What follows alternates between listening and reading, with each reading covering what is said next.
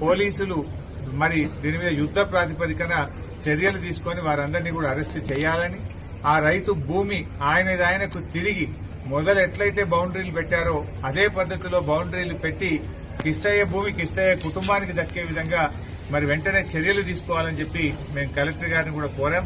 DGP గారితో కూడా నా రిక్వెస్ట్ ఏంటంటే దీని మీద లోతైనటువంటి విచారణ జరిపి ఆ రైతు చావుకు కారణమైనటువంటి ప్రతి ఒక్కరిని కూడా మీరు వెంటనే అరెస్టు చేసి మరి వారి మీద కఠినంగా శిక్షించాలి.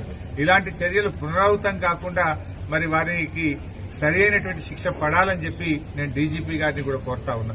ముఖ్యమంత్రి గారు మరి ఇప్పటికైనా ఇలాంటి దౌర్జన్యాలు ఆపాలి, పేద రైతులకు అన్యాయం జరగకుండా చూడాలి. దీని మీద పూర్తి స్థాయి సమగ్ర విచారణ జరిపి ఆయన భూమి ఆమెకు దక్కే విధంగా మరి రెవెన్యూ మంత్రి ముఖ్యమంత్రి గారు తక్షణమే చర్యలు తీసుకోవాలని చెప్పి నేను డిమాండ్ చేస్తాను.